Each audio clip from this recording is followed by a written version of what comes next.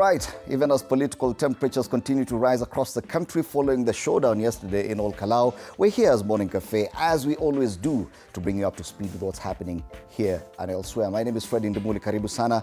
Tukujuze yanayozidi kujiri. Au sio?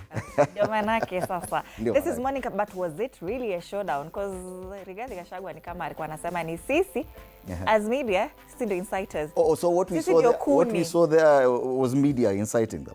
Yes. Oh, really? Yeah, walisema sisi ndio tunasema kunaenda kuwa na showdown huko. Wanataka kutuambia kutakuwa na showdown. He was simply responding to what the media has said. Had said lakini sisi unakata sisi ni kuni sometimes sisi ni kuni kwa moto hakuna. Sisi ni ukweli tulisema. It's true tulisema leo kitaumana na indeed kiliwaka moto. Kiliumana. I feel like knowing the person of Rigathi Gachagua, if he wanted to burn down that building, okay, not burning, but with words, he would have. He brought the house down. He would have brought it down if he wanted to. My name is Anodida. I didn't say my name. Karibu sana, how hot is your coffee this morning? We are so happy to have you on board with us this morning. It's the 9th of April, 2026. Yes. We should be starting the Christmas countdown any time from now that, you know, that's the only holiday we're looking forward to next. So wacha tumalize at least the holidays. There's still Labor Day to come. Yeah, and Madaraka Day to come after that. Then after that we can start the Christmas. The only one inatuhusu ni Christmas Day. Yesterday, there's a very interesting conversation we are having on the show, Relationship Wednesday, Matters of the Heart. Yes. What were we talking about? We're talking about why people stay in relationships, even after they turn abusive. Yes. Yeah. Na tukasema kulikuwa na reasons mingi, mara people stay for children, mara people are insecure, mara mambo mingi.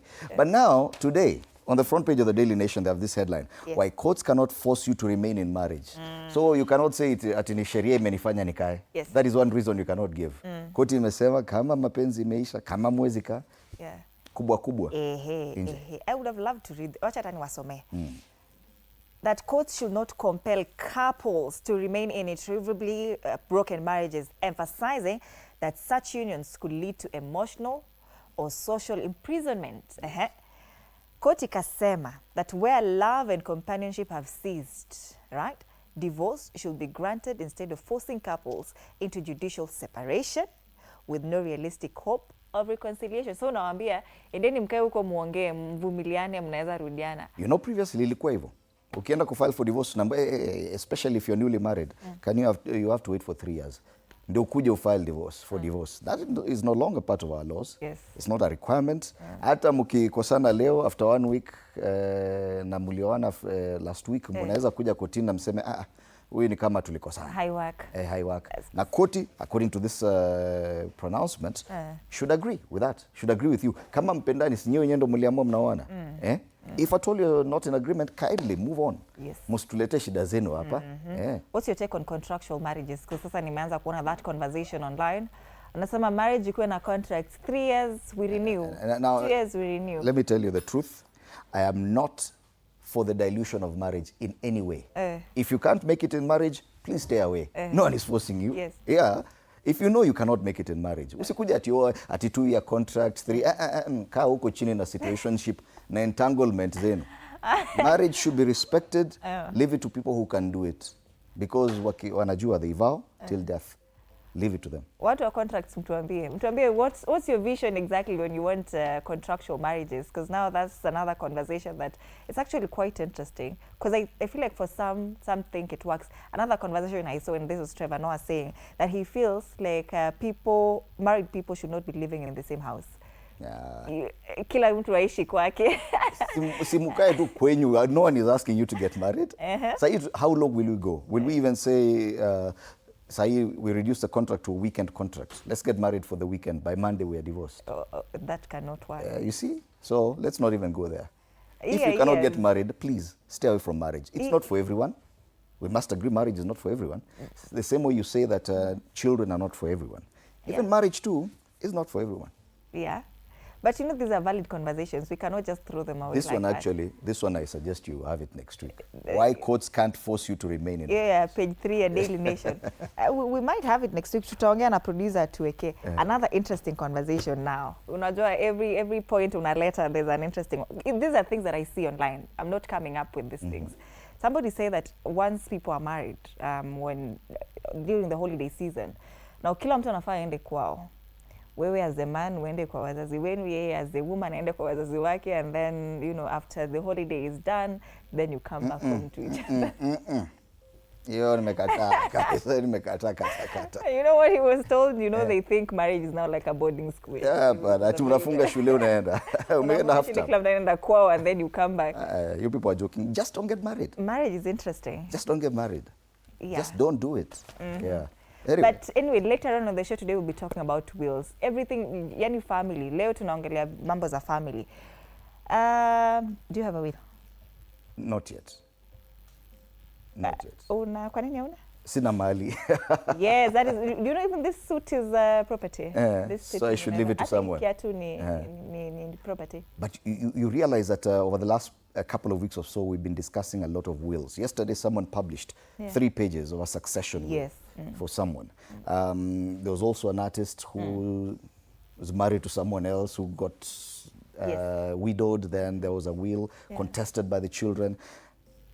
Why are we coming to a new realization about succession? Because I feel like there's no enough sensitization about how wills should be written, who should write a will, and then the process of succession itself. Because in this case of this artist, it's not an artist. Esther is not an artist. Because in the public domain, she's married to an artist. Yes, she's married to an artist. But now the case is that at that time, she was dealing with minors. So of course, she was the custodian. Now the children are now of age and they want to contest the will, and now it's just drama after drama. And so we'll be talking about that later on with my guest on set. I think it's a very interesting conversation. Definitely. Even as you say that right now, we're talking more about wills. So it's something that we should be on the lookout for. So that will be forming the basis of our conversation later on in the show. I see you have something there. No. This one is about the main conversation, of which is on the front pages. Face off, pulling no punches. I don't know, vita hapa na pale. Ati nipe nikupe. Nipe nikupe. Well, anyway, you interact with us regarding all these conversations we'll be having throughout the show. You remember, before you even give them our socials, yesterday we were talking about the Strait of Hormuz, right? I've seen there's a newspaper that has covered that today. That it has been opened. Yesterday we talked that it has been open for I think 2 weeks or so.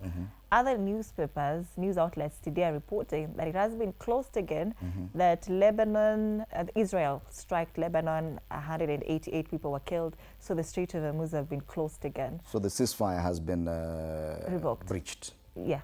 By Israel. But the ceasefire was between the US and Iran. Anyway, that remains a big discussion. It is. And I'm sure it will continue changing. It's a very fluid situation in the Middle East. All right. At this point, let's take a look at the state of the weather. But do interact with us. Yes, on all our social media pages at TV47 Kenya on Facebook and on YouTube, where we're streaming live. You can also interact with us on X at TV47 Digital. Use the hashtag MorningCafeTV47. Absolutely. Let's take a look at the state of the weather.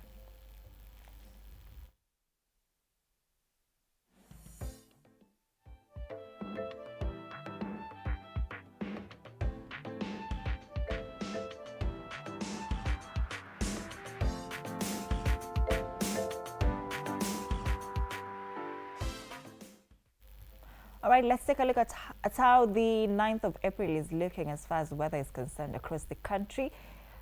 And we start off in Kisumu. It's a mostly cloudy day today. Highs of 26 degrees. This morning it's 18 degrees. Mandera is also a sunny day. 26 degrees this morning. Highs of 36 degrees. It's definitely a hot day in Mandera. Busia, scattered thunderstorms expected today. And this morning is 17 degrees. Highs of 27 degrees expected in Busia today. That's Kisumu, Mandera, and Busia counties. Kericho, rains expected today. It's 13 degrees. It's actually raining in Kericho. It's highs of 24 degrees expected today. Meru, light rains expected. It's 13 degrees this morning. Highs of 22 degrees expected. In Kisii, it's also raining as well. This morning it's 15 degrees and highs of 25 degrees expected in that county today. That's the state of the weather.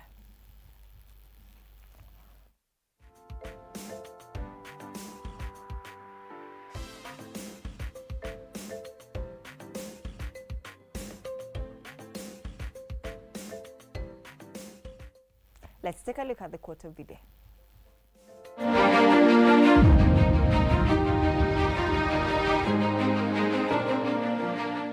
You can help what you feel, but you can help how you behave.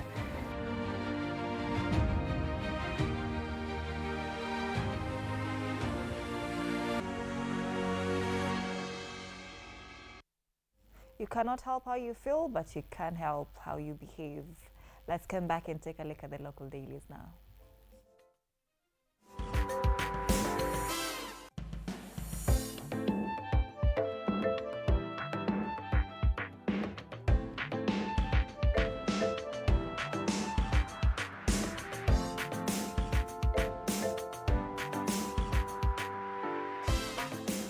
All right, just before we take a look at the dailies, of course, a reminder of our panel this morning on State of the Nation. Joshua Nyamori, advocate of the High Court, will be in studio alongside former Senator Gloria Orwoba and Wilson Sossion, who served in the National Assembly. We start off with the People Daily, and the story is the same, fireworks at a funeral. Political undertones were heavy as President Ruto and former Deputy President Rigathi Gachagua shared a podium for the first time. Yes, remember yesterday we kept on saying that this is the second time they are meeting at such an event. The last time it was in Embu, and I think it was just weeks after his impeachment. And even the former president, retired President Uhuru Kenyatta, was at the same event. That time, Rigathi Gachagua was not given the microphone. He did not get a chance to speak. It was at a church event. This time round, he was given. Wacha tu. All Kalau onslaught, they call it on the front page of the People Daily. Now, wamepiga picha moja wanaonyesha just the distance and how many people sat between the president and the former deputy president. Interestingly, one of the people who tried to invite the former deputy president to address the congregation was the MP for Kinangop. I forget his name. Alijaribu kuinvite Rigathi Gachagua. The former deputy president said no.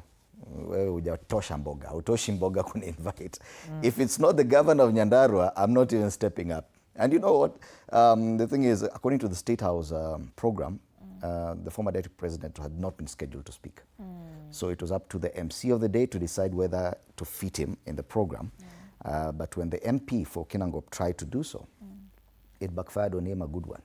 Yes? Oh, yeah. Until the governor of Nyandarua, Badilisha, had to come. That's the only time that Rigathi Gachagua accepted to rise up to his feet and walk to the podium. So that's a big story on the front page of the People Daily. The only other highlights, Pale Chini bursary funds row as Gathongo calls out NGCDF board. Gathongo is also a member of Parliament. No, Gathongo is the controller of budget. Or Nancy Gathongo? Auditor General. Auditor General. Auditor General. Pale juu, are Kenyan leaders embracing the politics of tokenism? I think they're definitely doing it. So that's the People Daily, and you'll realize that this story, the main one, fireworks at a funeral, is the main theme across most of the papers today. Right. Nipe nikupe, Taifa Leo, ana kwa ana. Kwa mara ya kwanza tangu Ruto na Gachagua wageuke mahasimu, wawili hao walikabiliana ana kwa ana katika mazishi ya mbunge wa zamani wa Olkalou David Kariao, ambapo walitupiana cheche kali za maneno. Majibizano makali yazuka baina ya Rais Ruto na aliyekuwa naibu wake Gachagua katika mazishi Nyandarua. You know, some would say that hakukuwa na actually majibizano makali. Kulikuwa nayo. Wengine wanasema Rigathi Gachagua alikuwa na play good cards. You see, we call it majibizano sababu whatever issues Rigathi Gachagua raised, the president decided to respond to some of them. Yeah. So it was nipe nikupe. Ukileta na mimi najibu. Especially when the president said, mimi hakuna mtu mimi atuitishi ruhusa kugusa. No. Alisema mimi sitaki ruhusa. I'm not looking for permission to go anywhere in this country. I'm the president. Yes. But, you know, giving to the fact that, you know, we've seen worse before this time. You know, hizo maneno za, wewe unajua uko na masikio kubwa hata unafaa uende gym tumbo yako inararua shati. You know, if you're talking about majibizano makali, we would expect that it was at that level. But he was addressing concerns that are actually concerns that should be addressed, like the issues of alcohol in the area, issues of the PCEA charge, you know.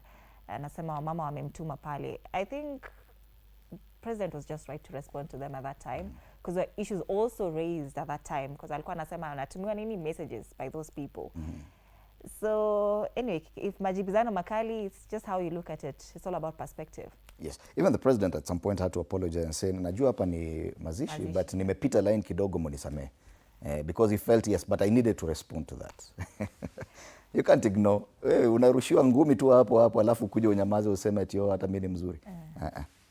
It's not how it works. Anyway, it was an interesting show yesterday to watch. This story is on page 2, nipe nikupe. Other quick headlines here. Mpango wa kudhibiti vyuo vya dini ni habari nyingine. Osotsi apigwa Kisumu. This is another big story here. Seneta aliulizwa mbona wanapinga serikali jumuishi ilhali yeye ni kiongozi wa ODM. Yeye si kiongozi wa ODM. Si alishatolewa. Walimtoa kama deputy party leader. Lakini it looks like there are people who still have a lot of bitterness from the fact that there's rebellion within the party.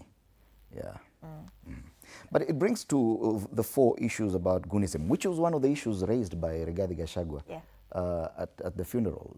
That now as a politician, as long as you oppose someone, of which you will definitely oppose someone, as a politician, you have a rival, a political rival, that you're no longer safe walking around the streets of various cities and rural areas in the country. Utakutana tu na mtu na watakuja wakuzabe mangumi na makofi, which is very sad. It's really sad. Yeah, it's really sad. That scenario ya Osotsi was so ugly. Okay, what has Godfrey Osotsi done? What have you ever seen him do to deserve such a beating? Very calm man, ana mambo mingi. Asumbui mtu. Hatuwezi jua anyway. Sasa kama huyo atapigwa na wengine, the most vocal ones, what will happen to them? But wachana hata na you remember Charles Ongondo Were? Ongondo, you know, a lot of people came to hear about Ongondo Were after he was killed. Like watu kama hao wenye hawana mambo mingi. It's always those ones. Lakini ndio ujue propaganda, watu wanasukuma agenda huko. Ukifungua sahi Twitter, you will see a different agenda. I saw that and it's very unfortunate. Okay, even if you did that and there's no proof because there's no video proof, why would he deserve that kind of beating? Anyway, the DCI says they're investigating that incident. All right, on the top strip, Trump ainua mikono ajapo kwa ujanja. That story about Iran, vita dhidi ya Iran vya sita kwa wiki 2, huku uamuzi kitarajiwa kufunguliwa. Now this newspaper is reporting that it has been opened. Others are reporting, international outlets are reporting that it has been closed again, and that's Taifa Leo. All right. Daily Nation, same story. Face off. Olkalau MP David Keraho's death sets up a by-election showdown for opposing factions. They said they should not talk about the by-election, but definitely they did. So President Ruto and his former deputy Rigathi Gachagua yesterday shared a platform for the second time since the latter's impeachment in 2024. But this time the allies turned foes, traded sharp barbs during a requiem mass in Olkalau in Nyandarua County, escalating their bitter fight for the political soul of Mount Kenya. The story is covered on pages 4 and 5. And something else that came up is it's almost 2 years since the impeachment of the former deputy president. But you can also tell the level of bitterness that Rigathi Gachagua still harbors. He talked about his impeachment. Surely. By now we should have moved on.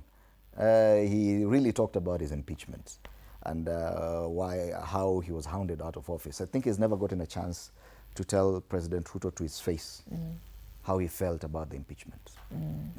Alimwambia uliniondoa kwa ofisi. Hata uliniondoa kwa ofisi. Angeongelelea tena bado ungekuja umesema, lakini hajawahi kuongelelea. No, you should have some things you move on. But anyway, if it is a political fodder, why not?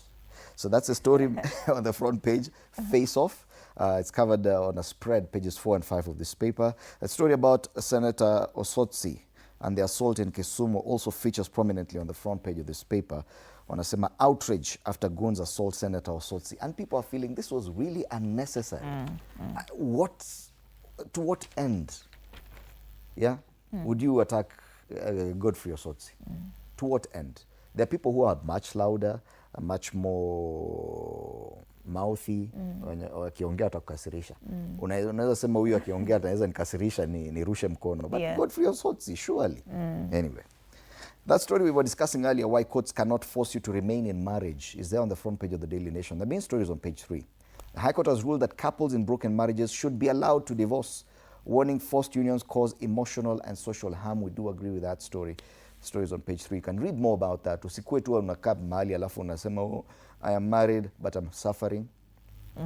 We do agree with that story. We do. We do. We do agree. We do agree that two people who have made a decision to stay together should not be forced to stay together against their will. Once they decide we no longer want to stay together, and then kila mtu kwao, kwani nani hana kwao? Holiday kila mtu aende kwao. Watu wakifunga shule, hata kama ni half term, enda kwenu.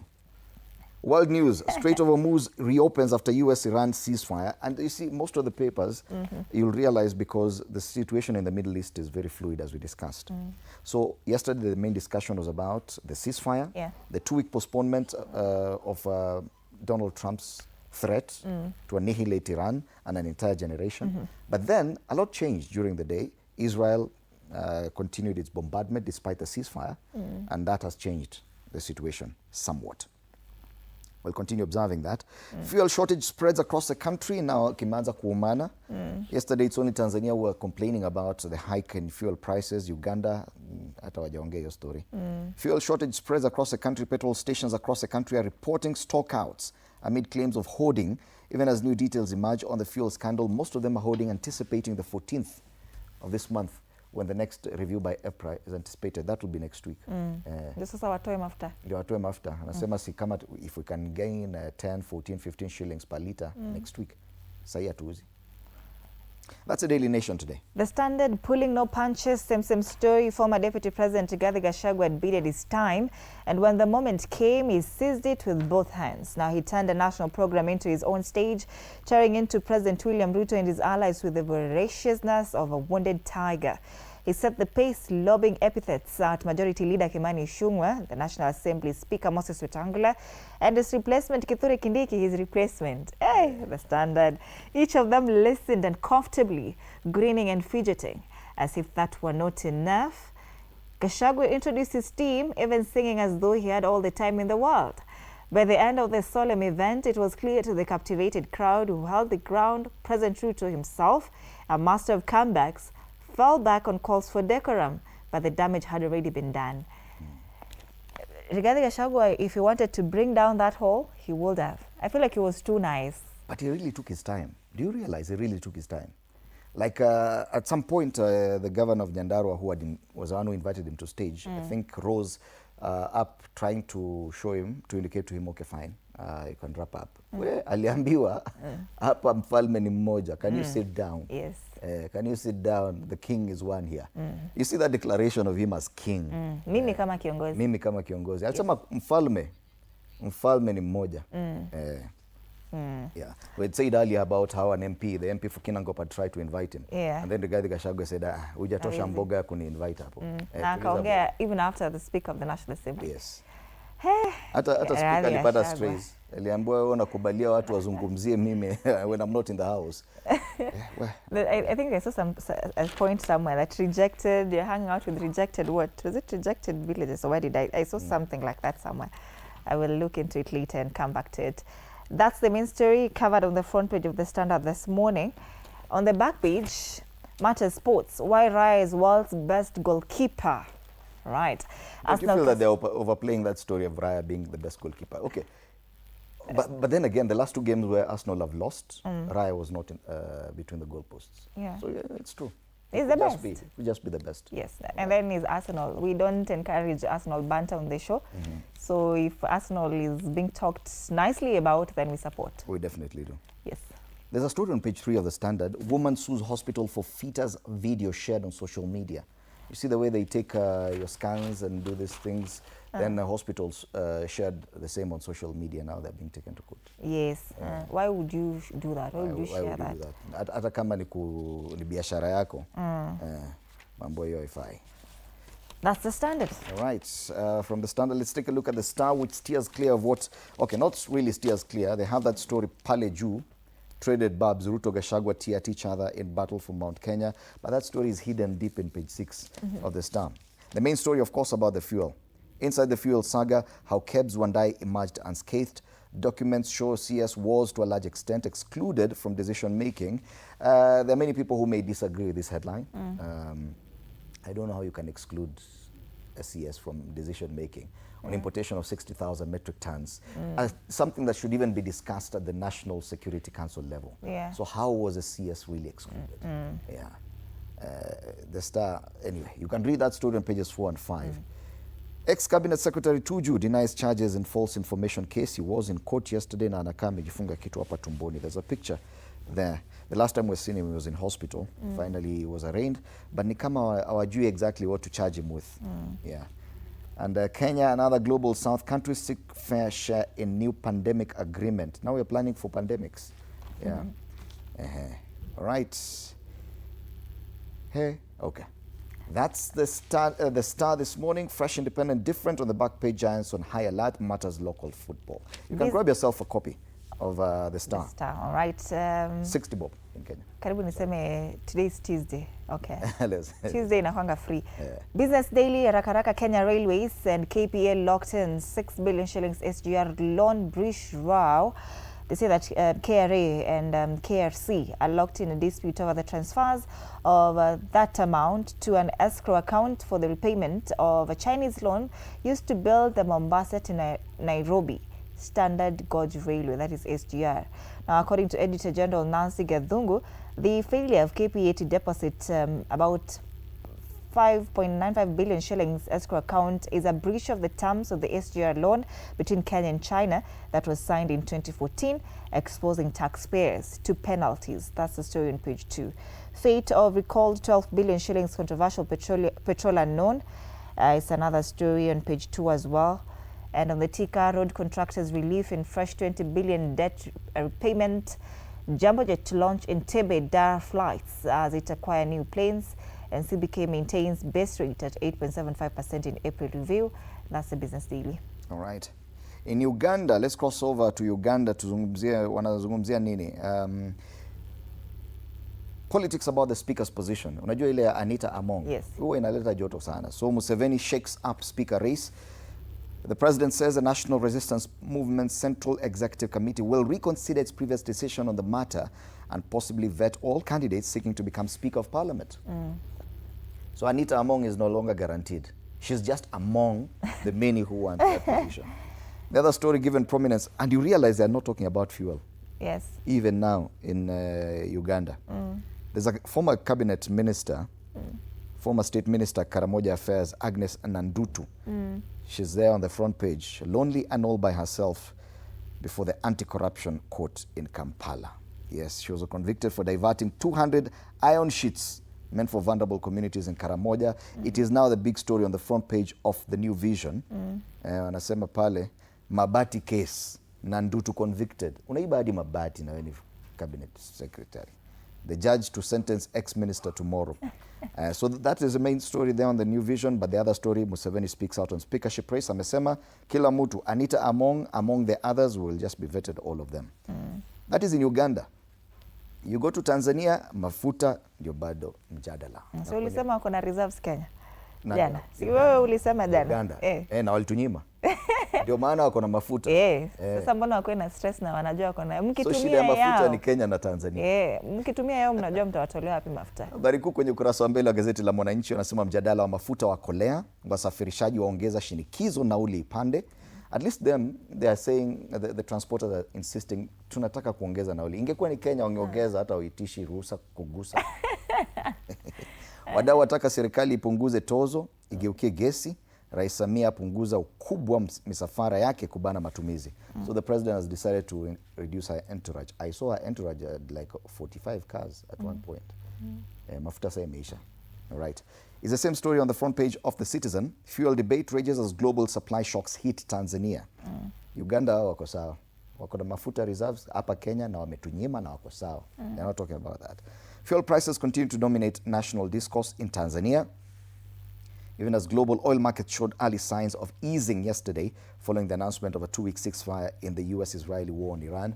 That situation we're still monitoring. Israel hawataki hiyo maneno ya ceasefire. So Tanzania shida ni fuel. Kenya shida ni watu wa kupiga kelele kwa mazishi. Uganda shida ni speakers race. Anita Among. All right. Those are the dailies from the region. Let's take a look at the cartoons now. And we start off with the cartoon on the People Daily. Kuna pump ya fuel prices pale na kuna mtu amewekwa ndani ya mafuta akatolewa hivi anatiririka mafuta puff puff. Sema when they are busy shouting one term and two term, this ghost is slowly finishing me. Fuel prices will definitely be a problem come next week. Yet we're focusing on people throwing barbs at each other at a funeral. That is the main story we're talking about. Yeah. Utaki tuangalie hiyo. But don't you see, at least in Uganda, they're talking about their own politics, about a speaker's position. Yeah. In Tanzania, they're talking about real issues, fuel prices. Yeah. You would think we don't have an issue with fuel prices in Kenya. Do we? Ngoja next week uone. Lakini unajua sisi Nauli tunapenda itapanda. create chaos kwenye hakuna. Sisi sasa ni vita kwa mazishi. Haya. The one on the star, I like it. Kuna yule mtu alisema mimi bado ni John Math. It's there na tunaona pale wamekuwa caricatured on top of the coffin. Walikuwa kwa matanga lakini wao walikuwa wameenda kufanya nini? Walipeleka mioto pale kwa microphone. That's captured on the star this morning. Rigathi Gachagua na yule John Math, senator in Ndara County. All right. The cartoon on the Daily Nation, still the debate, but now this time round about who is the king of the mountain. Jana kuna mtu alirefer to himself as mfalme wa mountain. Sasa the debate hapa is between Rigathi Gachagua and who? And his successor. Kwa standard wamesema his replacement. Yes, his replacement. Ideally we should be saying his his successor. No, but he was replaced. He was not succeeded in the natural way. He was misplaced. So kuna jamaa ameshikilia hivi mlima na mwingine anatumia zile dice. Yeah. All right, the one on the standard. There are two slides here. One side the Constitution of Kenya Amendment Bill number 2 2025 kama mpira hapo. They want to amend something here. What do you make of this? No, we can't. Na kuna MPs have been caricatured here as dogs who are, you know, wanafanya kitu hapo nyuma. I don't want to say it. Gender laws, so wanaitoa na hapo nyuma. Matters That's a cartoon on the standard. Acha nione vizuri ndio niwaambie kila kitu inawazungumzia hapo. But wewe tuambie unaona unafikiriaje about that caricature? Can tell 12th us Parliament, no we can't. It. 13th Parliament, yes we can. Constitution of Kenya Amendment Bill. MPs and gender laws. Wanasema they can. Can they? The 2/3 gender bill, can they really pass it, this parliament? Do you think they can? Well, it's about time. But 12th Parliament failed spectacularly. Yeah, but tena time inaenda. 13th Parliament time karibu inaisha. Is it 15 months? So hawana muda kidogo wataanza kampeni. All right, so these are the discussions we'll be having. Of course, the face-off at a funeral in Ol Kalou yesterday, making a huge part of our discussion. Plus, of course, what happened to Senator Godfrey Osotsi, which really needs to be condemned by all people. We'll be having Wilson Sosiono, who's a former member of the National Assembly. We'll also be having Gloria Roba and Wakili Joshua Nyamori in studio for that. Meanwhile, continue interacting with us on our social media pages, TV47 News, TV47 Kenya on Facebook and on YouTube, and TV47 Digital on X. Remember to use the hashtag Morning Cafe TV47. 0793-267-279 is our WhatsApp line. It's very active 24/7. Send us videos of yourself or voice notes of what you think. This story is making headlines this morning in the country and of course across the region. Kama unaona inakuhusu sana sana across the region. We'll see you after the break. All right.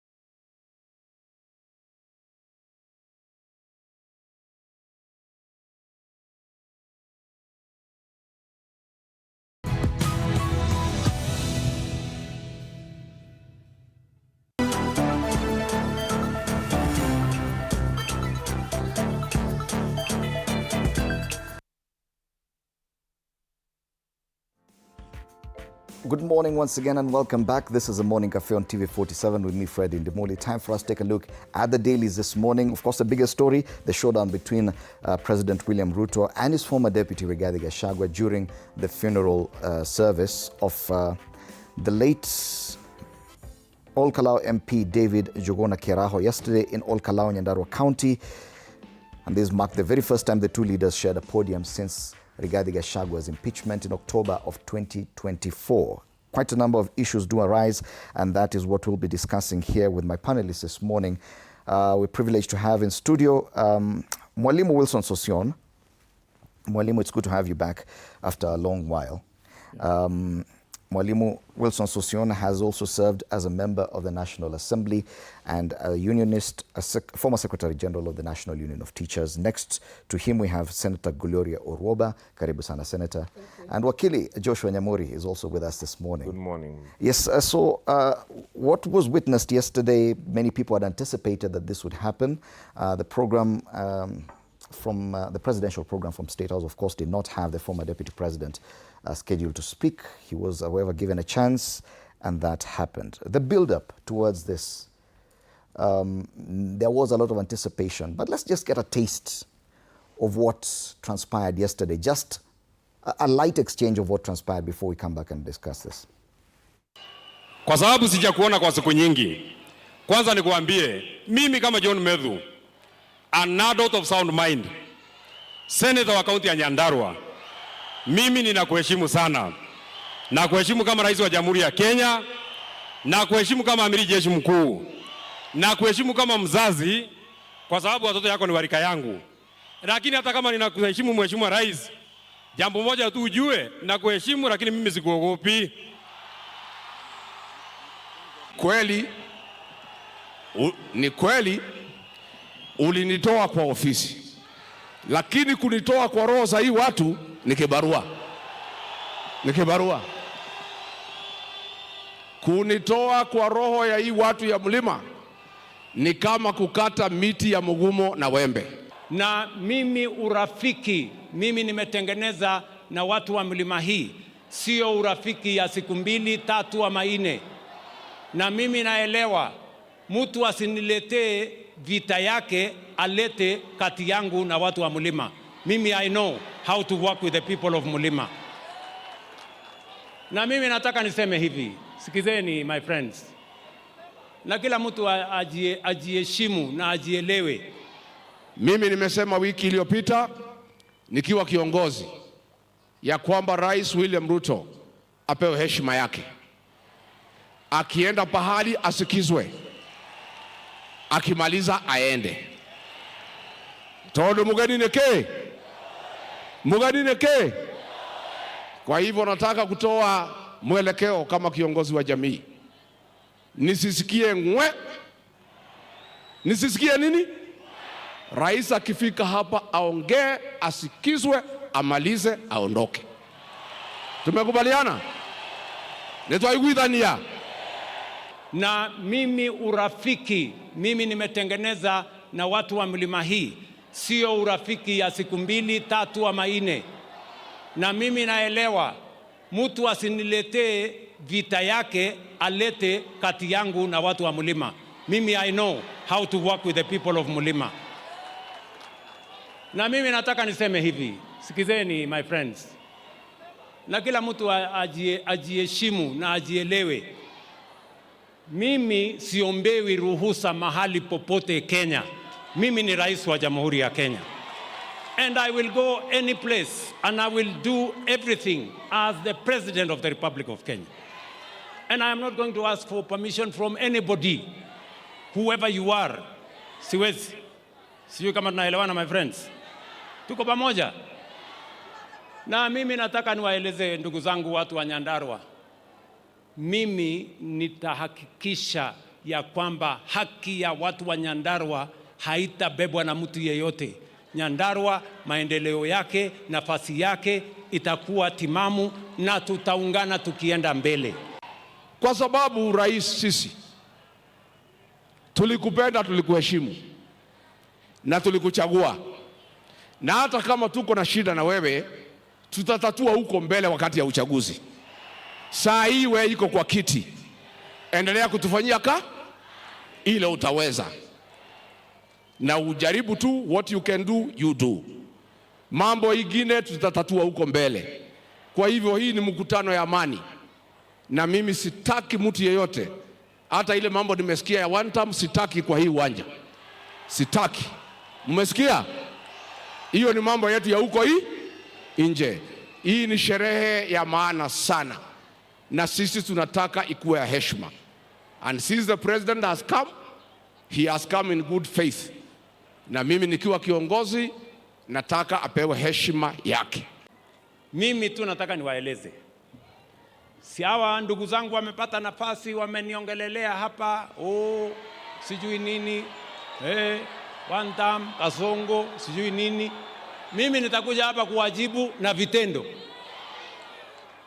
Na mimi nimesema hivi, taifa letu la Kenya, mimi nikiwa kiongozi wa taifa letu la Kenya, kwa mapenzi ya Mungu na kura zenu wakati huu, mimi nitaunganisha taifa letu la Kenya. Ndio nilitengeneza serikali ya broad based ya kuleta Wakenya wote pamoja, na hatuwezi kukubali wale watu ambao wanatuhubiria ukabila na chuki na migawanyiko. You have no space in the Republic of Kenya. You cannot. Hamuwezi kuja kutuambia ya kwamba mimi sina vita. Mimi naelewa nilipigiwa kura na watu wa mlima. I understand that. Mimi si wazimu, na mimi si mjinga, na mimi si mlevi. I know what I'm doing. Politicization of funerals and political decorum. That's where we want to start. Critics argue that turning a Rico Mass into a campaign rally disrespects the deceased and grieving relatives, and raises a question about whether Kenyan politics really recognizes any sacred ground anymore. Mwalimu Sosion, let's start from there. You do agree, even the president at some point said, okay, fine, I think I've crossed the line, but munisamehe. But we have normalized the fact that funerals have become perhaps the best podium for political discussions and political exchanges. What does that say about our politics? You know, we background our politics and the statements we see on the provision of free speech that is guaranteed in the Constitution. And the different political actors have tried to optimize in every opportunity, whether it is funerals, whether it is church services, and any other public gathering, to express themselves, which of course is a provision in our Constitution and a tradition in our country, that people speak freely, people express themselves without fear, which is okay. It's a provision that was placed in our Constitution for purpose of democratic advancement of the country. That then you can see people can criticize the president, even in his presence. You can speak about him even in his presence. It then becomes part of our culture, even going into the future.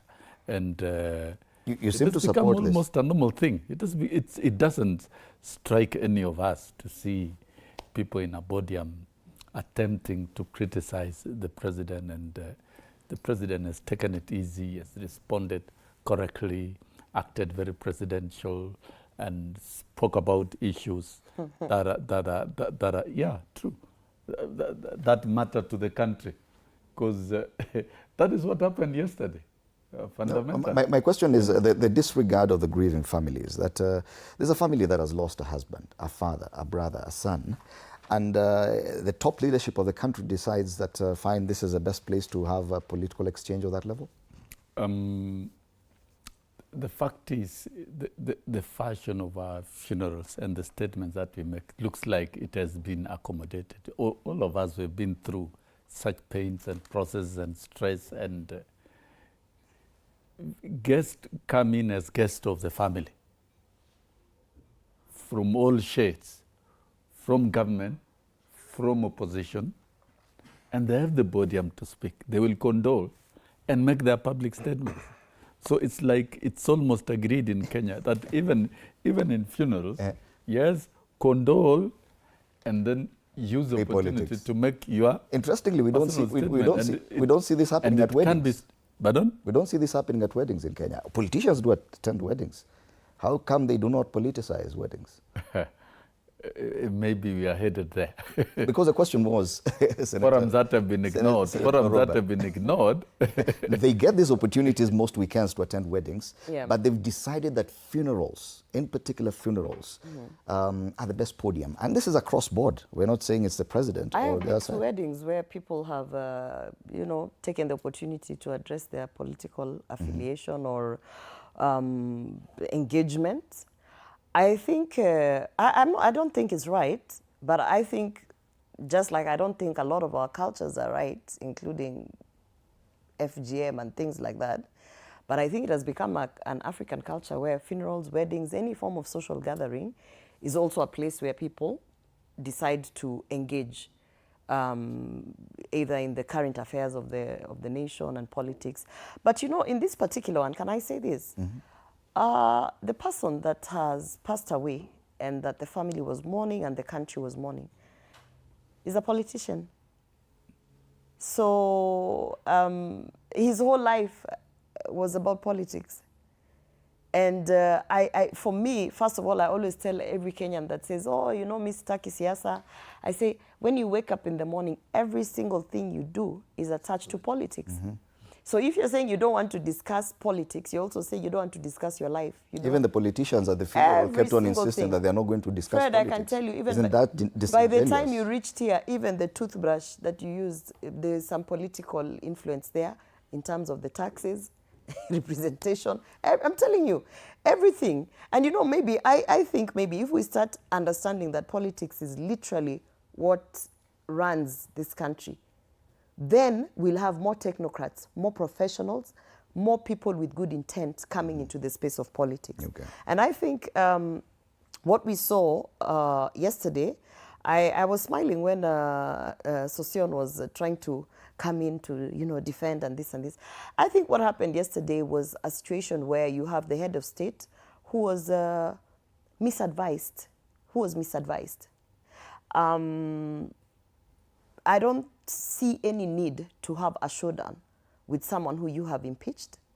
I don't see any need for someone, especially a head of state, to really think that I must go there, I must show that I still have, the mountain. What was the purpose of him going there? We all know that he has mourned with the family privately. We all know that he doesn't attend all the funerals. There are some funerals that he has skipped because of the political terrain. So for me, I felt like this was another example, which I keep telling people, unfortunately, our president, William Ruto, doesn't listen. Okay. And I think also, if he does listen, his advisors around him are too young to cancel him, in the sense that it was completely unnecessary to try and show of might, especially in Nyandara, in the mountain. What else did he expect? Okay. And we can discuss the supremacy battles about the mountain, but it's about the decorum and politicization of funerals. I want to start from there, that politicians actively seek out funerals now, even in rural areas, funerals of people they don't even know. Just to go and ensure that they get their politics across. Don't you think we've normalized, Wakili, the fact that a funeral anywhere is a proper platform for politics? I don't think we should moralize this issue. Funerals historically are spaces where social and political issues are discussed, and it's not new in Kenya. We've had it since the pre-independence days. That even during the colonial days, our people would only meet if they could not hold public rallies. They could hold rallies. They would turn funerals into spaces to communicate. In my community, we say that if you are a night runner, then you will be buried by night runners. So definitely, what they can discuss there is night running. So this was a politician. To that extent, I want to agree with Senator Gloria that this was a politician. and his funeral was being attended by, politicians. It was his last ceremony. I am sure where he lay, he was very comfortable with politicians discussing politics in his funeral, so long as they remained, they did not cross the line. And I doubt that the line was crossed here. Yes, there was, to the extent in which, Rigathi Gachagua wanting to appear as if he is, telling the crowd not to welcome the president and allow the president to speak, as if, he controlled the crowd. For me, that was a clever way of accepting the fact that the president came, the president spoke, and the president left. So, but in that respect, it was within the president's right to respond and mention that, I'm not going to ask for permission from anybody, and nobody is going to, allow me or not allow me to speak to anybody. But you could tell that even as Rigathi Gachagua spoke, the energy, the vitriol disappeared. And in my view, it was the aura of being around the presidency and being around the president that made the Rigathi Gachagua that we see on top of vehicle rooftops Allow me to laugh. You felt simply collapsed. You felt that he was a bit more measured. It collapsed into somebody telling the president, I can actually work with you. No. The only problem is these young people you have with. I mean, he said that. Before you said that, Wakili, you talked about control and access to the mountain, and that the deputy president attempted to appear as if he's the one who's giving access to the president. Then how do you turn it to become that he's the one who's seeking to work with the president? Basically, he, Rigathi Gachagua is a politician. He must have realized, if Rigathi Gachagua that we knew had control of that crowd, and he had President William Ruto for him to tear apart, he would have, smashed him to smithereens, okay? But here, he came, he realized that this is not my crowd. This is actually the president's crowd. Wow. The best that I can do is to appear as if I am the one giving permission to the president, okay? Because he knew that, it is in the crowd is eagerly waiting for the president to speak. So to appear as if he owns, the narrative, okay? So my sister Gloria might, No, Fred, I'm coming to you. I'm trying to check if I'm still in a political show or a comedy. Believe that.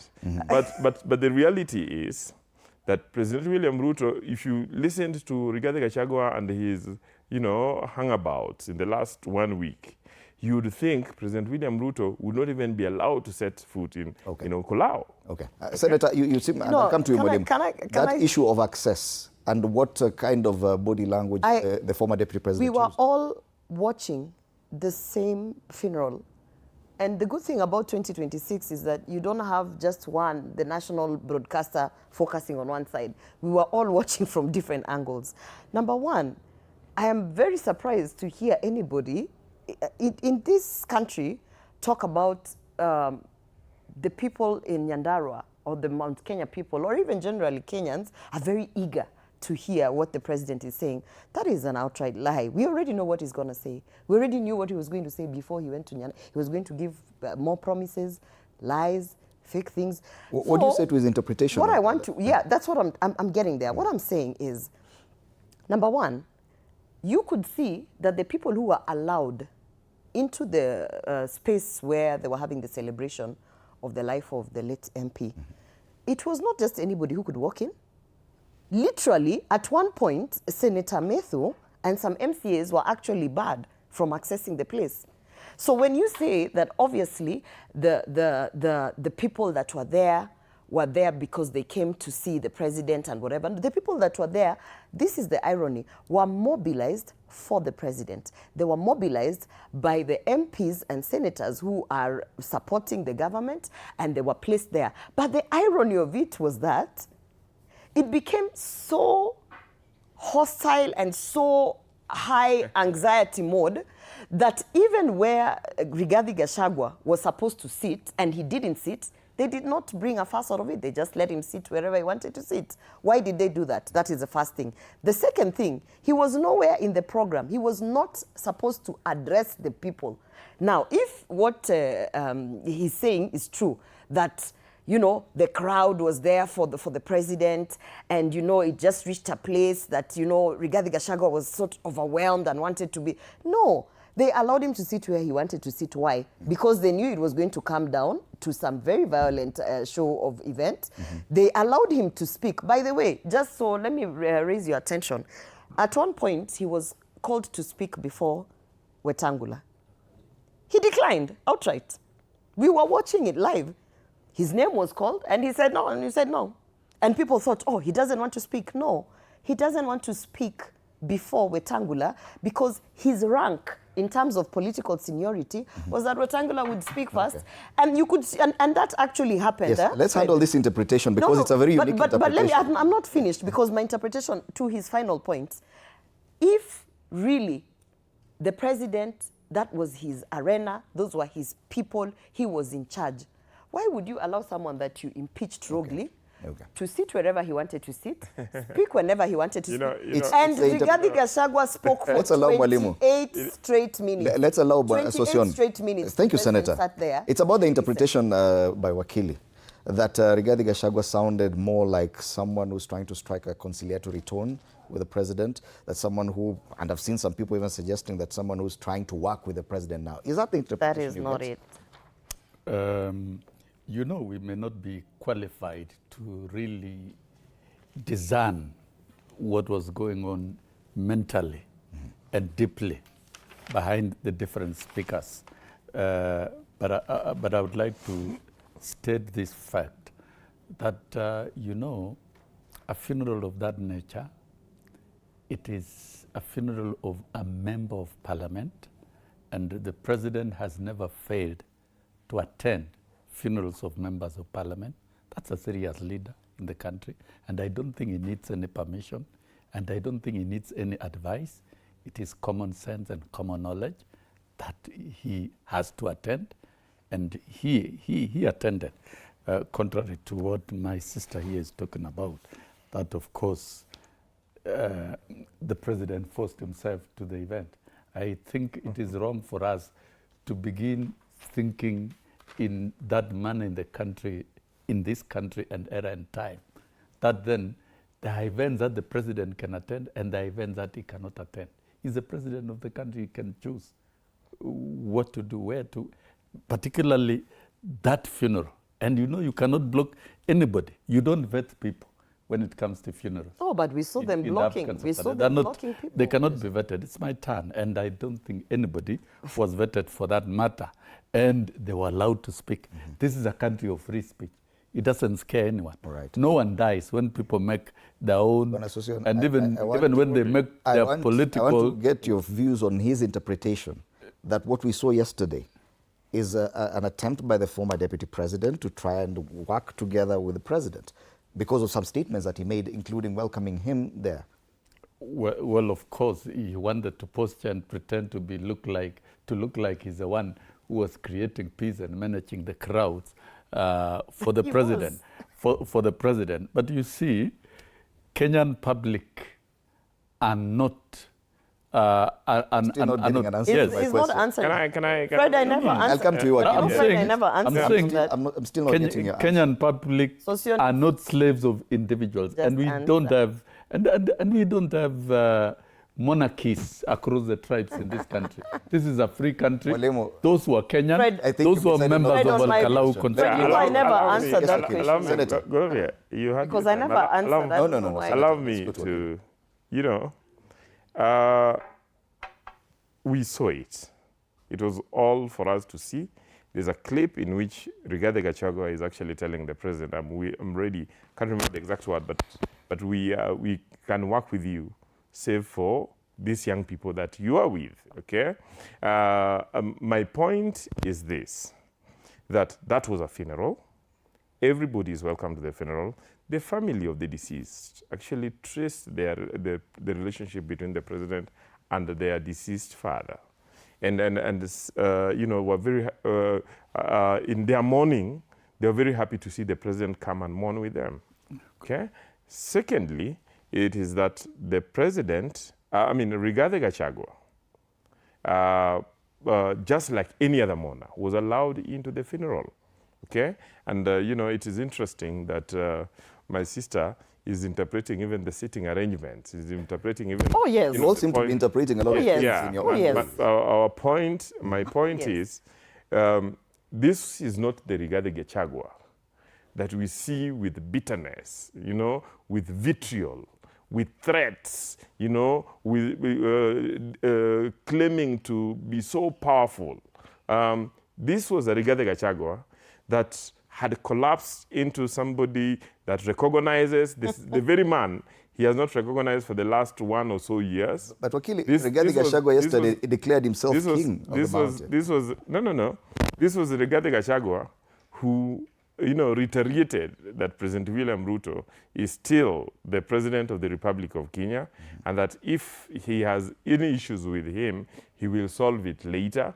But then went ahead and said that we can work with you, save for these young people. So that his problem is not... Walimu, you refuse to interpret it. Now you agree with him. Rigathi Gachagua's problem is not the president. He's willing to actually work with the president. His problem is he would want the president to shunt aside the younger politicians from Mount Kenya who are working with the president. And the president did not waste time, responded to that. One told him that you are not going to decide for me when to come to Mount Kenya or not.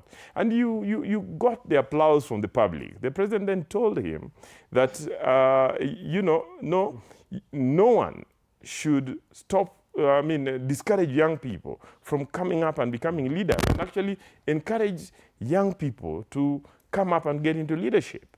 My view is that the narrative that Rigathi Gachagua may have wanted to play at that funeral collapsed in the presence and the aura of the president. Did it really collapse? And that's a question, because now it would appear this funeral has opened up a new battlefront for the mountain, heart and soul of the mountain. Battlefront? And yes, between UDA and probably ODA, because of the DStv, because of the anticipated by-election.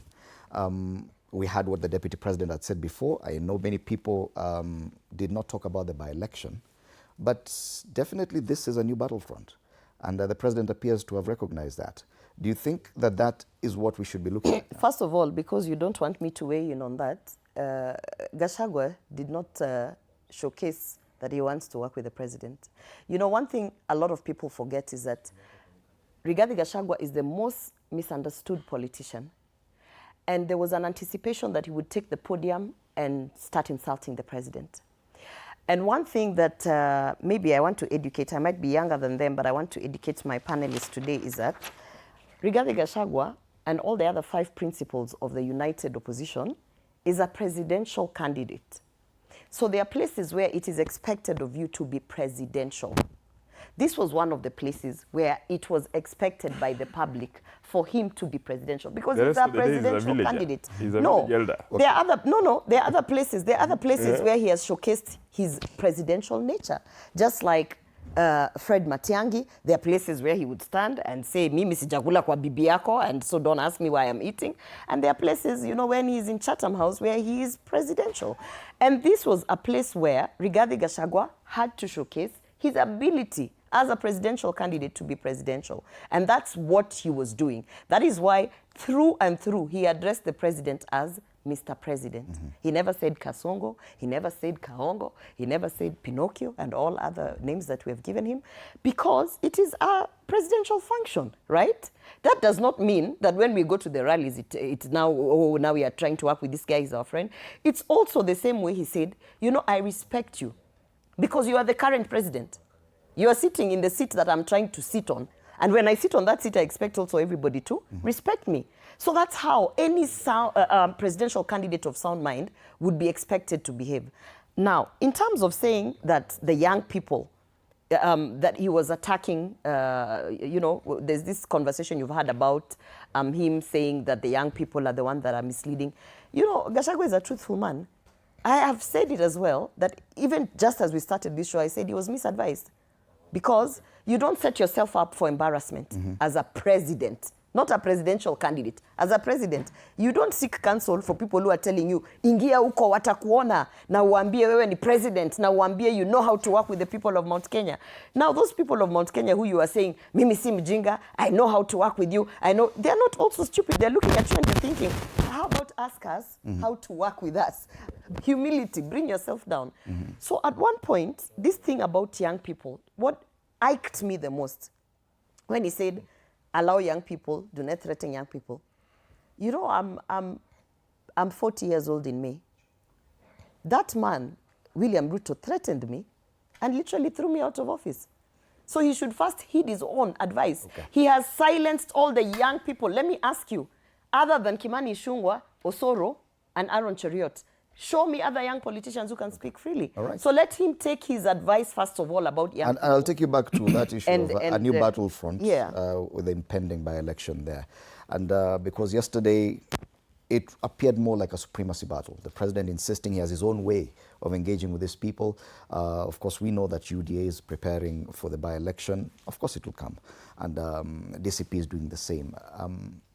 Definitely is now down to a supremacy battle about the heart and soul of Mount Kenya. After the Mbeere North by-election, this is the next one, Ol Kalou. Yeah, of course, it's going to be a contest. And do you think anyone who wins this one can declare himself kingpin of the mountain? No, this thing of kingpins, and I find it wrong if we promote these territorial monarchies within communities so that it looks like people from a certain region are actually subjects of a certain individual. It's an antithesis against the advancement of democracy of our country, because this is a free country. People are free to associate and to affiliate with any leader, regardless of the origin. So this posturing that we want to look like Rigathi Gachagua is posturing as the king of the mountain is a wrong narrative. It's working against the aspirations of sanitizing our politics as contained in Vision 2030. And of course, what happened yesterday is, to me, it was an open event. But of course, the posturing by Rigathi Gachagua, it doesn't look like he even wants to reconcile with anybody, and is still very bitter. So you do not agree with his interpretation that he looks like he looks very bitter. He's still very bitter. Looking at, he was pouring vitriol on the leader of majority and the category of young leaders in general. And you see, when you come with that stereotype where you're against a certain class of citizens from playing central role in society, and you see, the brand of politics that we have in Kenya is that leadership is shifting to the younger generation. And that's a good thing. And that's what the president has encouraged, and it should be encouraged. And so stereotyping and trying to age out some young leaders within a certain region for purposes of your own political survival, I don't think that is positive politics. No. We saw Rigiji trying to do that. And the president aptly answered him and encouraged all the young leaders not to be intimidated, but to advance themselves. It's something that we do in mentorship. We allow young leaders to take over and to progress in society. And fast forward, and the president spoke very presidential about matters he committed to the people of Nyandarua and to the people of Mount Kenya in terms of development and even in terms of his politics. He will deal directly with the people, right. not via some demigods who want to posture as kings of those unconstitutional colonies. And then when it comes to the by-election shall be declared. There will be a day. And preceding the by-election will be campaigns. And campaigns by the different political parties. We are not yet there. The Honorable Member of Parliament has not been buried. And maybe after the burial is when we will see we had the Deputy President already talking about the by-election. and this was way even before the funeral service. Wakili, you seem to disagree that this is now the new battlefront after Mbeere North, that whoever wins this by-election, when it comes, despite or in spite of what was said yesterday, will be the kingpin of the mountain, could now declare themselves the king of the mountain. There has never been a battlefront. There has never been, there is no battlefront, there will be no battlefront. And why am I telling you this? It is because in all these narratives, there's only one who is riding on the crest of a nationalist agenda, and that is President William Ruto, who is all over the country, discussing the national narrative and how to ensure that, development reaches all corners, how to ensure that we have an inclusive government, how to ensure that no part of the country and no demographic group is left behind. When you listen to Rigathi Gachagua, he's always trying to set, his tribe against other tribes. He will never lose a chance in all the narratives of not mentioning the Luo community, trying to revive the historical ethnic tension between the Luo community, and he's doing it basically to mobilize and to radicalize his community. So Rigathi Gachagua ends up struggling. He's at the defensive level, struggling to make Mount Kenya an enclave. When you listen to what is it called, the Wiper leader, Kalonzo Musyoka, his narrative now is lecturing MCAs in Kitui for engaging with the presidency. According to him, Ukambani should be an enclave.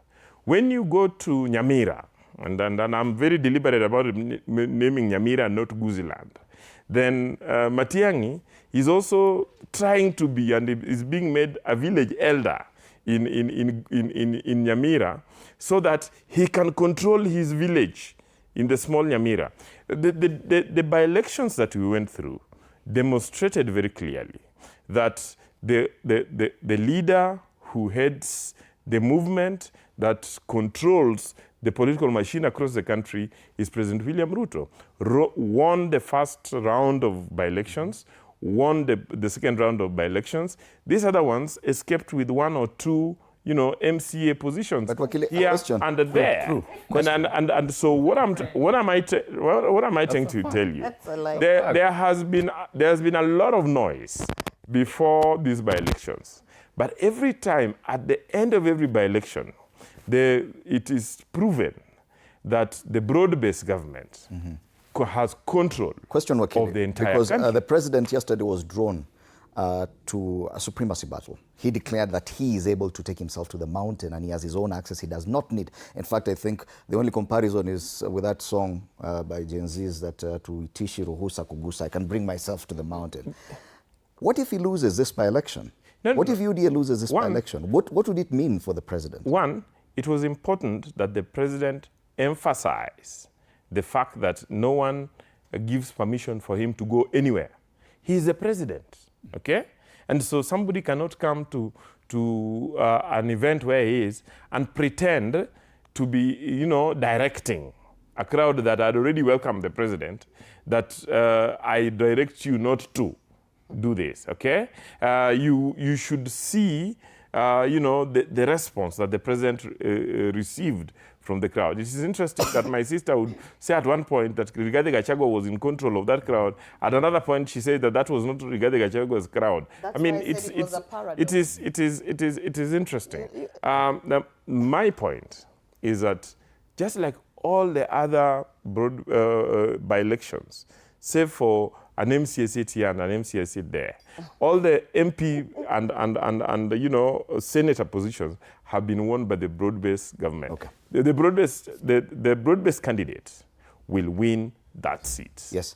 For DCP or any other party from the United Opposition losing this by-election in Ol Kalou, and I know I'm intentionally talking about the by-election because they've talked about it themselves. But you're allowing a lot of unfactual things to go. After the statements made yesterday, Gloria, if DCP was to lose that by-election, would Rigathi Gachagua still be able to stand on a podium First of all, and declare himself king of the that is community? already an assumption that DCP will be the preferred party to field from the United Opposition. United Alternative Government will sit down at the right time after Maombolezi in the right way and discuss, is it going to be Democratic Party? Is it going to be DCP? Is it going to be Jubilee Party that's going to field, because Mheshimiwa who passed on was from Jubilee Party? So, I mean, we are jumping, we are skipping. We need to wait kidogo and discuss other things. But you know, Fred, don't allow a lot of unfactual things to go on your show. There are so many unfactual things that he has said. That, like, for example? For example, when you say outrightly, the broad-based government won all the elections, all the by-elections.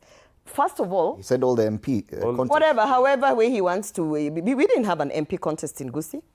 So did you want us to kill someone who's an MP so that we can win it? If he was a presidential candidate, no. That's very unfactual. Yeah. And another thing that you should understand, that Mbeere by-election that they claimed to have won, which we saw unfolding in front of us, where we had a cabinet secretary go into a tallying center, take over it, kick out all the IBC officials. In court today, it has actually progressed to the fact where it seems like it's going to be called for an actual fresh election. So you didn't win Mbeere, first of all. You cannot talk on matters that are in court and that are the way it's looking from even all the pronunciations, that it is outright that they stole that election. In Kisii, he keeps on saying Nyamira and then running away. And that same Nyamira that you want to reduce our presidential candidate, Dr. Fred Matiang'i, we had 3 by-elections of very small seats where they spent hundreds of millions of Kenya shillings. When I say they, broad-based government, went to a ward level where you need about 5,000 to win, spend more than 50 million in each ward level, and they came out in some polling stations with 17 votes. They lost that election. And they didn't lose it to number 2. They lost it some places to number 4, some places. They completely lost it. ODM fielded a candidate that could not even, nobody even knows what number that candidate was. So that's very unfactual to try and tell the people that all the by-elections that have passed, the United Alternative Government has actually not won anything. DCP, as a new party, actually has people elected. You dismissed my question about DCP. So but that I want, no. If DCP was to field a candidate, I want to answer it. If after Rigathi Gachagua declaring himself king of the mountain yesterday, he referred to himself as king. Yes. If DCP was to field a candidate there, then lose to UDA, would he still be able to declare himself king? Of course. As he has been losing. Can I ask you something? What big fight do we have now in this, what they're calling broad-based arrangement thing of theirs? What big fight do we have to the extent that Senator Osotsi is being violently attacked? And we'll talk about No, what is the big Osotsi. fight? The big fight is zoning. Yes, we'll discuss that. Apparently, you cannot shut it down because it is a juxtaposition of what you're asking me. We'll you are discuss that asking later. me whether in a region, if there happens to be a seat that is lost, After declaring yourself king of that whether that person who controls or has influence to that level is a king. And then I'm trying to answer it by asking you, is ODM then trying to tell us that since Baba died, they don't have the zone and they don't have a king? Let's discuss something else because I can... No, but you're not even answering me that question. I'm the one who asking questions here. Unfortunately here, I get the leeway not to answer any questions. Yes, I do. Yes. Let's now discuss about the level of bitterness that we witnessed yesterday. Almost 2 years. It's about a year and 6 months after the impeachment of the former deputy president. This is the first time he got an opportunity to address his former boss. Do you see a level of bitterness that's not waning anytime soon, that he still feels he was impeached illegally, and this narrative appears to be one that he will carry through to the end of towards 2027 elections? But allow me first to just make one comment on the victory in the previous by-elections. You know, data does not lie, and science is real. If you look at the last 2 by-elections, the 7 parliamentary, the Senate for Baringo, and the rest, 6 members of parliament, they were clearly and openly won by the broad-based government, including Better North. No, they were won. What IEBC declared, I think let's be civil the way we discuss things. Senator, let's be civil. It's good to be civil. If a matter is before court, it will be declared. Yeah, I just pronounced what was before court, and that's civil. We already have sworn. Those are my own statements. It doesn't need to be diluted by someone else thinking, which is of course independent. And coming to the latest by-elections, there were elections in the same constituency, Mbere by-elections, for 2 wards, which were repeatedly also won by UDA. So where is the king of the mountain? No, this tribal kingship is something that must be resisted by Kenyans, and we allow Kenyans to think and do things independently. Even the 2 by-elections that are coming, it will be Emurua Digir and Olkalau. UDA will do very well. That's a fact for sure, because it has an agenda. What implication will it have if UDA loses? Because it has an agenda. What if UDA loses? We've not reached there. No, what if, no, doing an analysis, what if UDA loses? Will the president therefore... I want to be scientifically... I want to be... that he can make his own way. I want to be scientifically truthful. An election, it can go either way. That's a fact.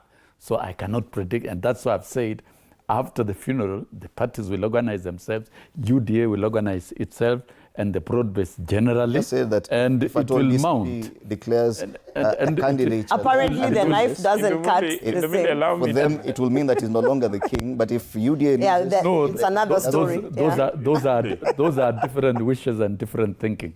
But I'm telling you, UDA will mount a civilized, orderly campaign that will connect with the people of Olkalau. And I'm sure it's going. UDA will romp home with the Olkalau. Continue with this election. With the bitterness. I'll come back. You asked me about the bitterness. Let me come back. Let me hold on to that first, because he wants to comment about the by-election. That the broad-based government and candidates will not lose these by-elections. What if they lose? It will not lose these by-elections. Just allow me to answer your question. It will not lose these by-elections because while the others are selling ethnicity and grievance, the broad-based leadership led by President William Ruto is selling, resolution of the problems that are facing this country, is selling unity, is selling, what the hope that Kenyans need. So there is no way you can compare. And I keep telling people that just as we have seen the trajectory in these by-elections, in the general elections, I see President William Ruto leading with a minimum of 70% of the vote. The competition now is not whether President William Ruto will win his re-election. The issue right now is how far the win will be. Yep. And for the opposition, I see them still fighting for some little support for Matiang'i in a small MCA position in Nyamira, and for Rigathi Gachagua to at least get a few seats in Mount Kenya, and for Kalonzo Musyoka not to lose Kitui. Kitui is disappearing. So he has to go there and fight with the MCAs. That is where, unfortunately, our so-called opposition have been reduced to. Okay. Opposition should be an alternative idea, okay? Not individuals trying to mobilize their clans. Here we have a president who is selling, an agenda, which he christened the bottom up and the Singapore dream, and constantly saying what he has achieved and what he will achieve by 2027 and what he will achieve by 2022. What are these guys responding to? That my ethnic group, let us be together, okay? Nothing.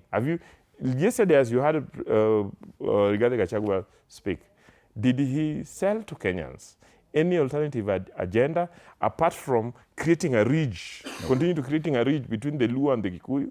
Okay. Nothing. Let's not consider my other question. And I'll come to you, Senator. I know you'll respond to that. No, I want to ask... ask a question or just so that when I respond, I'm not misdirected, like I'm responding from the right place.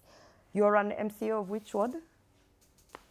No, Senator. Okay, he's not an MCA. No, because he keeps referring to Dr. Fred Matiang'i. He keeps referring to Dr. Fred Matiang'i as a person who's trying to win this small little ward. But that's what so I thought maybe he's an MCA that has won a ward. All right. But he hasn't Senator, even won a ward. I want you to address yourself to another question that I'd raised okay, earlier. yes, and I think you're the best person to talk about this. It's regarding Gachagua's repeated discussion around his impeachment. And many argue that he looks like he wants to carry a victim tag to the election. Is it necessary at this time? It's more than a year and a half since his impeachment. He should have moved on to something else. The question is he or is he not a victim? Is that the tag he wants to carry? No, the first, whether it is a tag he wants to carry or not carry, because us in the United Alternative Government, we are dealing with facts and truths. We are not dealing with selling lies of Singapore and hopes that can never be achieved. We are factual and truthful. So when you say that, why should we carry this tag of, first we need to analyze this tag of being a victim. Is it not true that he was impeached by the president? It is true. Is it not true that out of the 11 counts, because I sat in that impeachment, out of the 11 counts that were brought forth to the Senate, only one was substantiated, and that is the issue of him repeatedly talking about shareholding. Now, I know there's this very uncomfortable conversation that now the broad-based government doesn't want to have, the conversation of tribes, ethnicities, and backgrounds. And it is now being seen that if you say, hi, I'm Gloria Oroba, and I come from Bobasi constituency, Kisii County. So why do you have to say you are Kisii? Why? We have to celebrate our diversity. If we do not want to celebrate our diversity, shut down Bomas, which, by the way, your boss is spending so much money to celebrate diversity and tribes, to remember our heritage and culture. So it is not a negative thing to remember where you come from. And by the way, the only reason that William Ruto now, because I sat in his campaign in 2022, where he was so sure that we needed to wish away this tribal thing, because if we were going to go the tribal way in terms of reminding people that William Ruto is from, is Kipchichir, is from the Kale, then it will not work in his favor, because we had done Kikuyu, Kalenjin, now we were going back to Kalenjin. That's why strategically, we decided to make Kenyans understand, forget about tribe. And that's what they're trying to take us there now, because it doesn't work in their favor, Fred. So even by saying that Rigathi Gachagua is bitter, that is the question you've asked. He is bitter, constantly reminding people of his impeachment. Whatever you want to think about it, it's factual. He was impeached because he was Kikuyu, fighting for the Kikuyu nation, fighting for the mountain. Those are facts, I was one of the people who impeached him. Okay. And if you go and listen to why I impeached him, I was made to believe that when you talk about your tribe and fighting for your community and the things that are pain points in your community, that it is actually at that point tribal. You agreed with everyone. I was made to believe, right. and I'm not going to lie here. But now, let's take a break. But now, Fred, and this is why I keep saying, only a fool doesn't change their mind after they get information. Thank you, Senator. And now I can tell you, we have to celebrate our tribes and where we come from. Let's take a short break so that when we come back, I'll give the two gentlemen a moment to respond to some of what you've said. Then we move on to a different story. You're watching Morning Cafe. We'll be right back.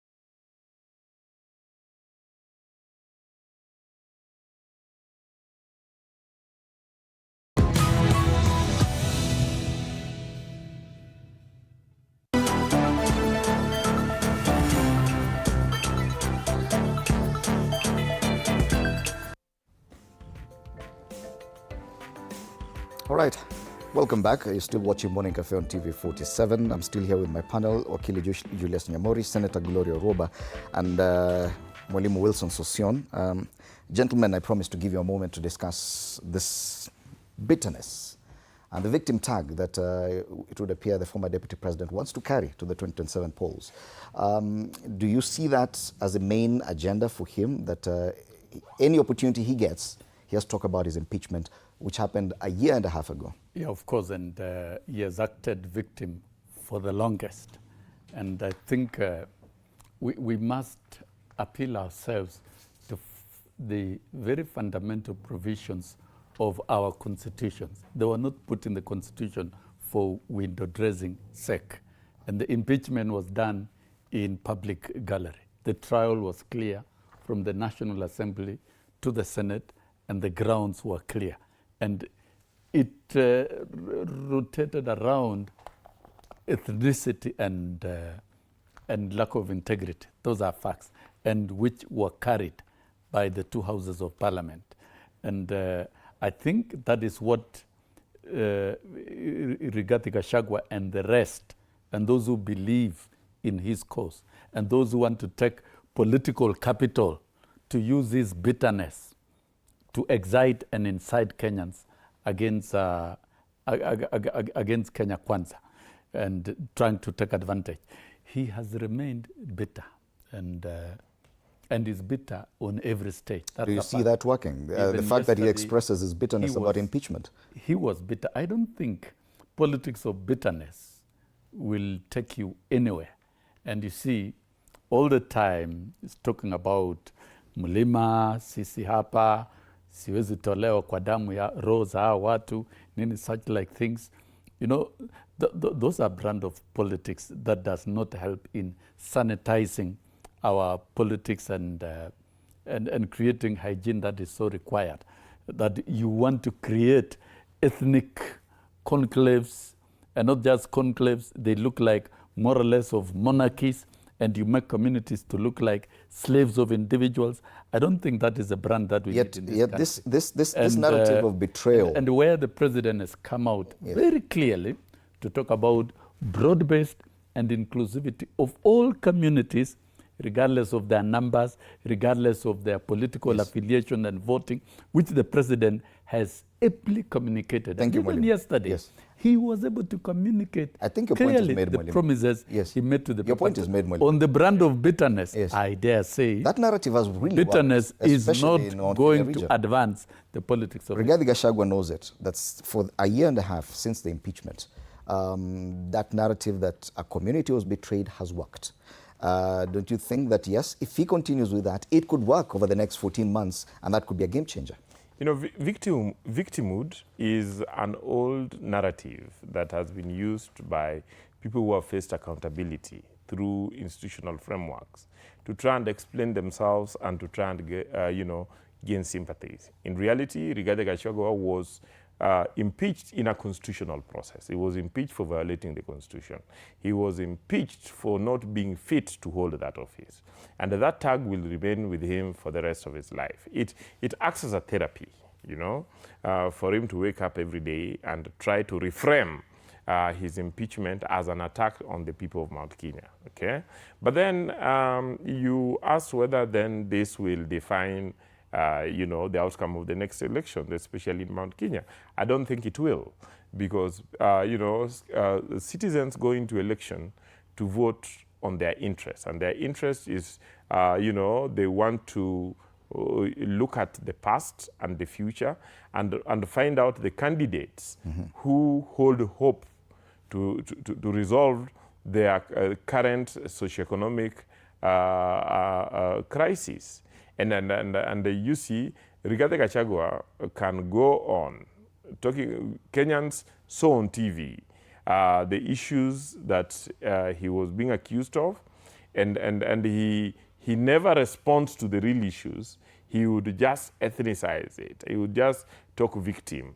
So as he will continue doing that, President William Ruto will continue giving a scorecard that he's been able to stabilize the macroeconomic fundamentals. He's been able to, you know, ensure that our agriculture is boosted, and, you know, and so on and so forth. And so that by the time Kenyans will be going, as every Kenyan will be walking to the ballot box, he will ask himself, between this guy who was impeached for violating the Constitution, who was impeached for not being fit for the office, and continue crying and acting victimhood, and the president who has lived up to his promises and promises to make our lives even better, which one do we choose? I'm sure they will. Let me sample some feedback here, and this one is directly about your contribution. Yeah. One, Alex Mayore says, Wakili Joshua Nyamori has decided to take us into an alternative universe, alternative reality, alternative facts from his analysis of what happened yesterday at the funeral. Wakili is in denial, but also funny. I like his vibes. And that's Mayore says. We do have more.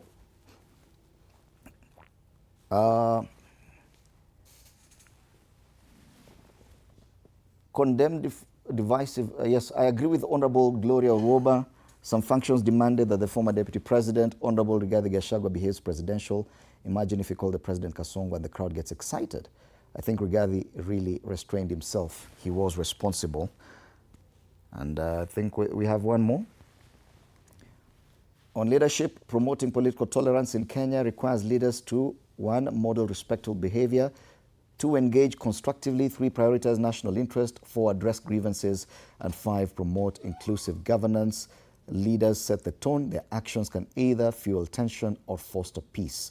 It goes on to say that differences are resolved through dialogue and not violence. So this is just some of the feedback we have, especially as we discussed what happened yesterday. And it is what is dominating the front pages today. But something else happened, and we have to discuss this. And Senator Godfrey Osotsi, Senator of Vihiga County, and it was until last month the Deputy Party Leader ODM was involved in an incident in Kisumu yesterday. He was assaulted and had to be flown to Nairobi for treatment. Let's watch that story so that we can comment on it as we make our final comments. For Vihiga Senator Godfrey Osotsi, Wednesday may have seemed like any other ordinary day. He was having a conversation with a young lady at one of the Java Hotel outlets in Kisumu's Acacia area, and suddenly, according to this CCTV footage, a group of about 15 young men are seen approaching the senator. One of them appears to be scanning the store while the others engage in conversation with the senator and his companion. The senator's companion is seen fleeing in fear, leaving her phone, and even Senator Osotsi at the mercy of the gang. The young men then proceed to launch a brutal assault on the senator, hammering his head as he fights to defend himself in vain. In the chaos, even moving a single step ahead seems impossible. The CCTV footage captures the rest of the gang hanging back, leaving Senator Osotsi at the mercy of just 2 of the young men. Without mercy, one after the other, they strike him with brutal blows to the head, escalating the violence of the attack. The footage further shows the young men beating the senator until he begins to gush out blood. Watch closely as the floor, initially spotless, is later covered in bloodstains after the senator's failed attempt to escape.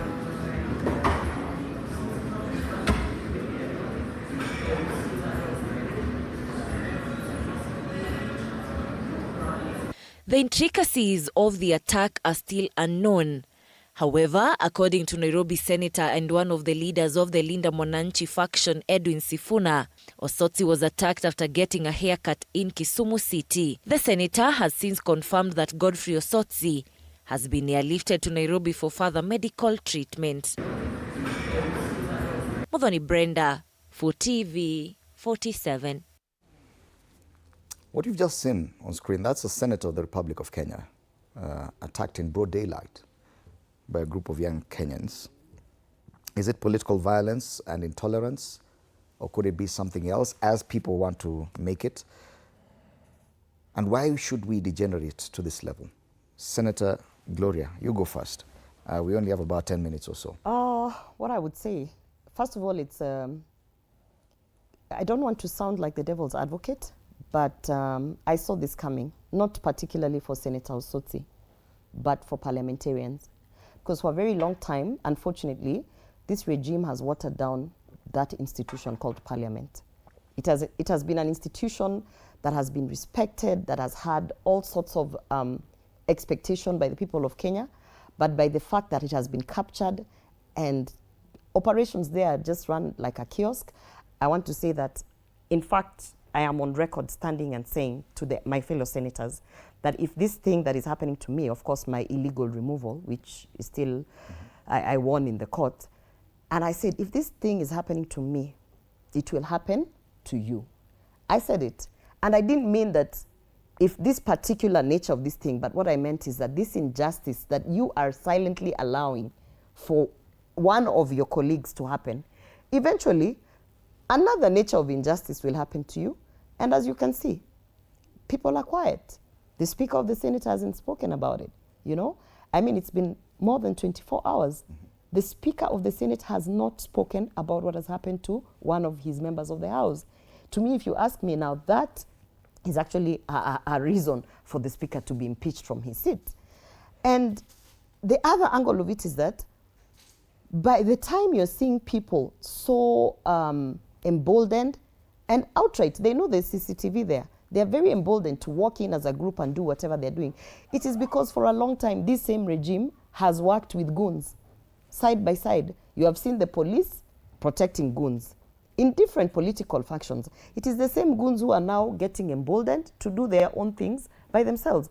And by the time you stay silent and allow for that, let me tell you, with all the policemen that we have, with all the military that we have, the moment, and I think Kenyans remember when we had the Mungiki issue, the moment the state allows goons and goonish behavior to come in and be a sort of entity, an annex of the police department, they have no longer any control. I can promise you, these people that you see on the screen, I'm 100% sure are the same people that we saw being protected by police in various incidences, security incidences of this country. Yeah. So we are going in the wrong direction.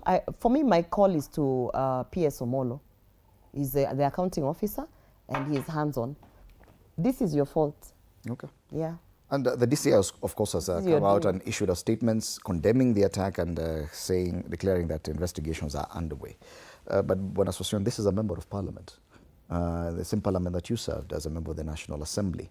Watching a sitting member of parliament being attacked in broad daylight like that, what does it make you feel?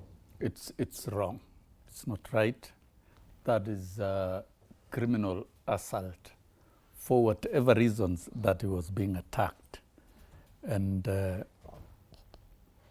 since there is CCTV footage and we have a sophisticated security infrastructure, it should get to the bottom and bring the criminals to book.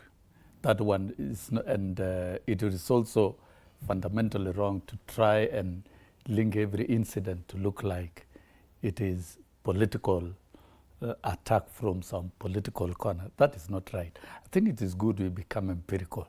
Let the investigative agencies get to the bottom and get to the facts, because we saw the senator was in a social place, it's a hotel, seated with a lady, and so you don't know the motives and the circumstances around. We need to get the circumstances and facts, and that is, whatever the circumstances, it is not reason for any citizen to assault another citizen, regardless of whether Osotsi is a senator or not. It's not right to promote criminal brutality against citizens. Yet issues of so this is a goons matter being that used. must. This is a matter that must be dealt with. Yet goons used in political contests and rivalries has become normalized in Kenya. Chances are that this probably is a result. No, I'm saying rivalry. In the context of the rule of law, any form of assault, whether by goons, quote unquote, the militias, is against the law. It's not right. And members of parliament, they have security. It is good you optimize. There was a reason why members of parliament were assigned security, because they will face threats and attacks from any direction. It's also good you work full time with your security wherever you go. You can't shade off. And this, for me, is an advisory. When you have security, utilize it to the optimum. And the question is, the security officer assigned to Honorable Osotsi, where was he? He must also record a statement. Okay. Because every elected leader has got security cover. And so this is a matter that, to me, it must be condemned. It's criminal in nature, and we cannot try to disrupt it by making it look political. That will be wrong. But what about Kenyans who don't have security? Let us be empirical. I'm talking about, we are talking about Honorable Osotsi. This one, but we don't have time. What about Kenyans who don't have security? Your concern is noted. Yes, Wakili. I want to take this opportunity to wish Honorable Osotsi quick recovery. What we have seen on TV and in social media is unacceptable. And I believe that with the level of documentation of this on CCTV, as the DCI promised yesterday, that they are going to investigate this and apprehend these people and take them to court, so that a message is sent out very clearly that violence for any reason and to any person is unacceptable in the Republic of Kenya and will be punished. Okay. What then I want to ask is that it is important that we allow the institutions to work and to investigate. Then we hold them to account as they bring these people to book. I believe that our DCI, looking at the investigations in the last several months, are able to do this. There was an incident in, I think that was Kisii, where we saw on TV another such incident, and that was traced to a member of parliament. And that member of parliament was finally charged in court, despite the fact that the certain opposition members tried to politicize it, the way they are trying to politicize this one. There was an incident, I know, in which civil society activists were attacked in a funeral in Siaya County, a funeral of a journalist about 2 or 3 years ago, and finally those people were traced and arrested and taken to court. One of them was actually found to be the bodyguard of Honorable Orengo. And so what I'm saying is, let the institutions work and apprehend these people and take them to court. I would discourage my sister from throwing names, okay? PS Raymond Omolo is a PS for internal security and was in Nairobi undertaking his responsibilities. It is quite unfortunate that if something happened in Kisumu, then politicians would very fast run. He's the PS for interior for the whole country. That is blame Kenya. Him for that. Let's allow the institutions to do their work. But it is 14 months. Raymond Omolo is the PS for interior of the whole country. Does this bring to, does this raise the level of concern around the security of politicians or those aspirants across the country? Exactly. I think we need to be institutional in reviewing. It raises a lot of issues. One, that a group could move into a public restaurant with CCTVs and attack, a senator. Okay, the questions that then arise was, were there guards in that building? Two, where was the bodyguard? Is it time that we trained again the bodyguards that we give the role to take care of VIPs, just as we retrain again policemen in handling security across the country for everybody, including the common man in the streets? Yes, Senator, 30 seconds. First of all, I think it's very unfair to say that we should not throw away. When you're given a position, PS Raymond Omolo is the Interior Permanent Secretary for the whole country. And that place where Osotsi was beaten is in Kenya. It's not Somalia. So he is the accounting officer and he knows why I am mentioning it. Who else should we mention? Do you want us to say Ruto should go and figure that thing out? Okay. So that's one thing. The second thing, I like how you talk about institutions and how they should be accountable and everything.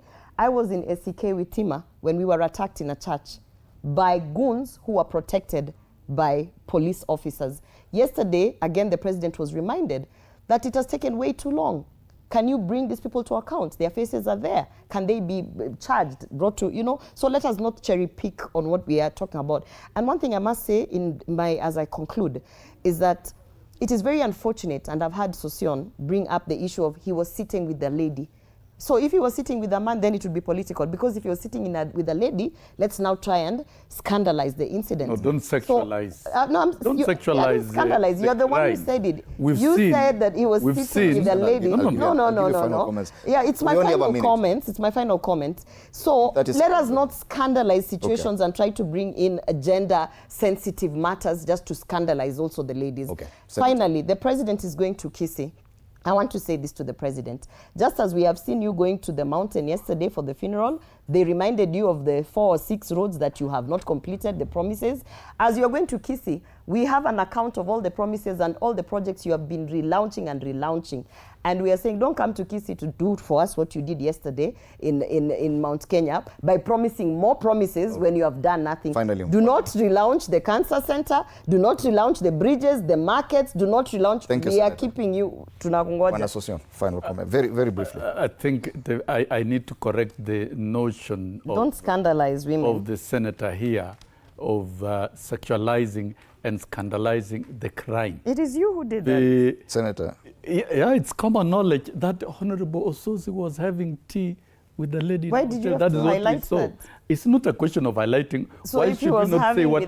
Why should you not say what you are saying? I don't think it is right. Don't scandalize it. If I sit with you as a lady over coffee, don't scandalize. Is there anything that is not scandalizing? You are scandalizing. I have said, regardless of the sitting where he was having in Kisumu, that crime is not permissible.